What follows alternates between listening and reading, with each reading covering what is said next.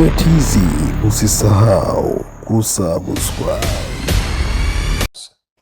Tunataka tufike mahali ambapo tutakuwa na katiba mpya. Sasa mimi niliona nirudie mambo fulani, kwa sababu kama kweli, sijui kama tutafika huko hivi karibuni.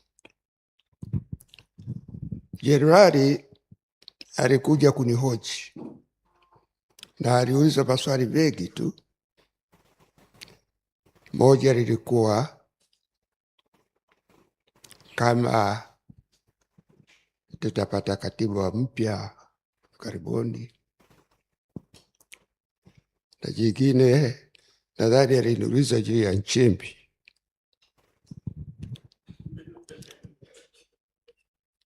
Nitoa maelezo. Lile la Nchimbi kasema baadaye, nikamwomba hebu liondoe, wakati wake haujafika. Lakini kuhusu kupata katiba, nilisema mimi sioni uwezekano wa kupata katiba kufika mwaka 2029. Sioni uwezekano wa hiyo, na kama hatutapata katiba mpya tukaingia kwenye uchaguzi mwaka 2029 na 2030, kwa utaratibu tulionao hapa, tuwe na tume hii na mfumo huu wa uchaguzi, tutapata madhara makubwa. Kama alivyosema profesa, bado tunaomboleza, wananchi wanaomboleza, lakini ukiangalia kama serikali inaona hakuna kikubwa, ama hata yale tuwe na taifa, tuwe na siku ya kuomboleza, husikii chochote, wanaona kama kitu cha kawaida. Madhara tuliyopata, majeraha ambayo nchi imepata ni makubwa, na inaonekana ni kama tunakwenda kwa mwendo wa kusema twende hivi, yatasahaulika, tutaendelea kama kawaida. Hapana. Kwa nini nasema hatutapata katiba 2028? Tume ya Chande ilitoa mapendekezo ya mambo ya kufanya, na kuhusu katiba ilisema kwanza tuwe na hatua za mwanzo.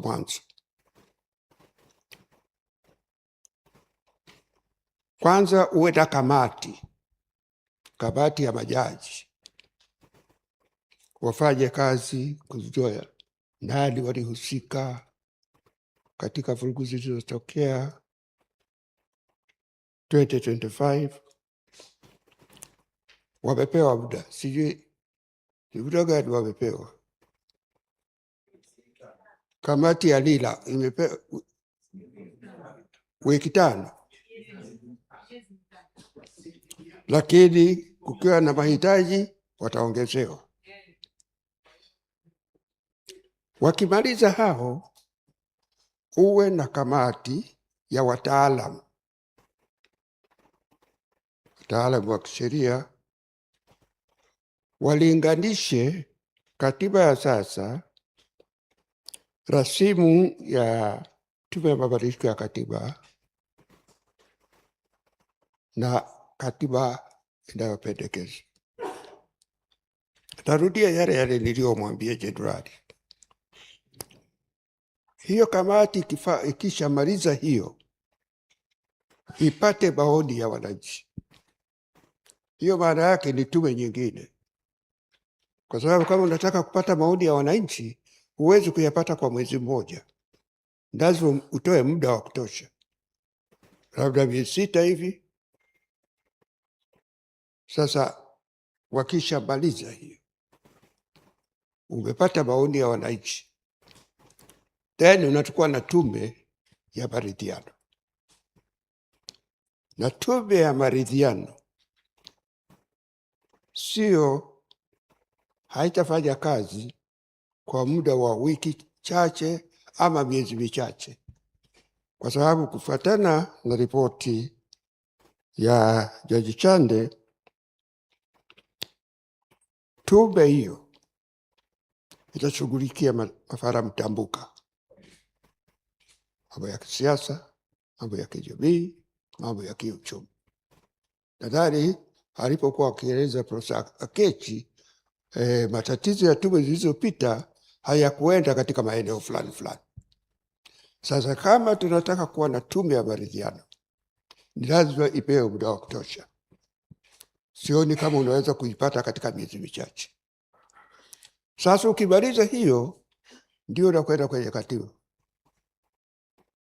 mzungumze, mkubaliane juu ya katiba, kisha upate utaratibu wa kupitisha hayo mliokubaliana,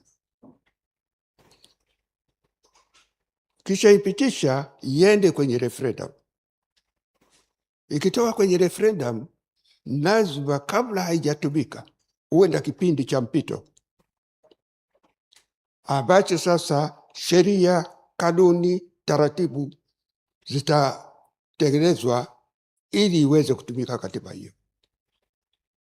Sasa unauliza muda wa mpito ule. Kuna mambo mengine kama aliyokuwa kwenye rasimu kama ya uchaguzi. Inatungwa sheria ya uchaguzi, ili ifanye kazi lazima utie taratibu zote zile. Tunayo sheria ya uchaguzi ambayo inafanana na mapendekezo ya tume, lakini haifanyi kazi kwa sababu ile ni lazima upate wajumbe kwa utaratibu fulani, uweke taratibu nyingine, lakini tunasema tumetunga ile sheria, sasa unaita tume huru ambayo haikufuata yale masharti yaliyo katika sheria. Lakini kuna mambo mengine, kuna masuala mazito ya katiba ambayo lazima tufikie mwafaka. Unayo masuala ya mfumo wa uchaguzi. Hilo ni masuala moja kubwa. Unayo swala la mgawanyo wa madaraka. Una swala la muungano na una swala la maadili. Haya yote ni mazito. Hivi kama tukikubaliana kwamba tunakuwa na muundo wa muungano wa serikali tatu, kama tukikubaliana hivi kwamba tutakuwa na muundo wa serikali tatu, ukishaipitisha hiyo katiba haitatumika mpaka kwanza utunge katiba ya Tanganyika.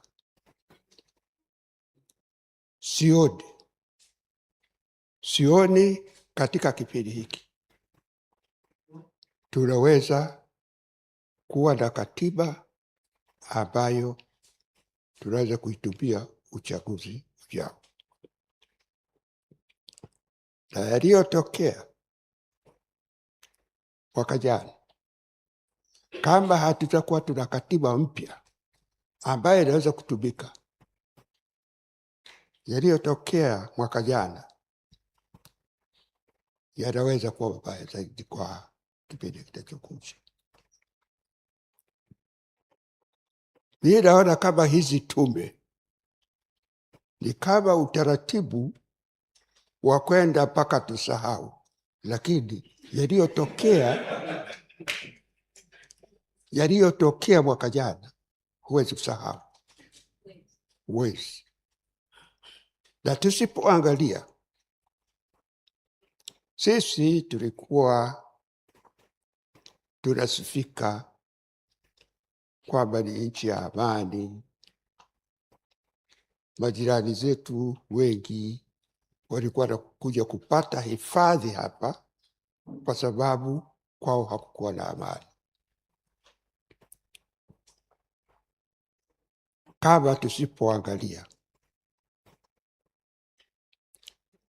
tutajikuta wakimbizi kwenda mahali fulani. Mimi sijui, maana nikiangalia wanavyoona mambo, katiba tumeizungumza tangu mwaka 92. Mahali pa kubadili tunajua, sio kwamba hatujui, tunajua, lakini wanaohusika tufikie hapo wanasita.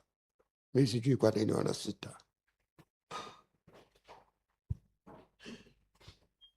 Ni masuala machache sana, yale mazito. Tukishakubaliana hakuna matatizo.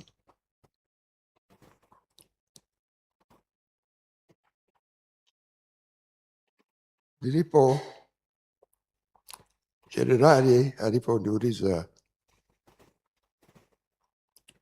juu ya Nchimbi, wakati ule ilikuwa kwamba yamekuwa mazungumzo kwenye halmashauri kuu, ndio kaniuliza nilikuwa nasema yanakwenda na mchakato huu tulio nao.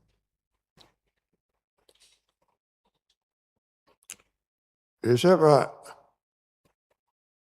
Nchimbi namfahamu kwa muda mrefu tu. Nilifanya kazi na baba yake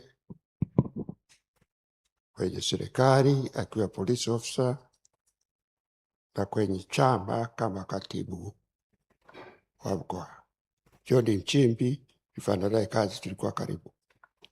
Lakini Emmanuel nimemfahamu kuanzia mwaka 98. Mwaka 98 ndiye alichaguliwa kuwa mwenyekiti wa vijana wa CCM, na kwa nafasi hiyo akaja kwenye halmashauri kuu, ndio nikamfahamu. Alikuja kama kawaida, kulikuwa na kundi la vijana machachari, ilikuwa kawaida ya vijana hivyo wakiingia mle. Nchimbi na timu yake walikuwa wanachangamsha chama, wana mawazo ya vijana, wakati mwingine yalikuwa yanakinzana ni yetu sisi wazee tuliokuwa mle, lakini ilikuwa ni kawaida. Nimemfuatia nilipotoka kwenye halmashauri kuu, nilipostaafu, nilipong'atuka mwaka 2002, kaendelea kuwasiliana na Emmanuel, na hasa kwa sababu yeye alisoma na vijana wangu Osby Primary School, na wakawa wana mawasiliano. Kwa hiyo ukiacha hii, nilikuwa nakutana mara moja na yeye, kila wakati alikuwa anakuja anasema Emmanuel anakusalimu, na tukafika mahali ananiona kama baba, ni sehemu ya vijana wangu. Ameendelea mwaka nadhani 2003 akawa mkuu wa wilaya ya Bunda. Bunda ndiko ninakotoka, na nilikuwa kwenda nyumbani na kuona hali ya wilaya ikoje. Emmanuel alifanya kazi nzuri Bunda, alikuwa very dynamic, na alipofika wakati wa kutoka Bunda kuonyesha walivyo appreciate kazi yake, waliacha legacy yake, wakajenga shule wakaita Nchimbi. Tuna shule Bunda inaitwa Nchimbi kwa kukumbuka kazi aliyofanya kule. Okay, amekuja ameendelea kwenye serikali, tulikuwa tunakutana, mawazo yake ni clear. Aka amekwenda kwenye ubalozi, amerudi, amekuwa katibu mkuu. Alipokuwa katibu mkuu, mwaka jana Februari, alitembelea na tukawa na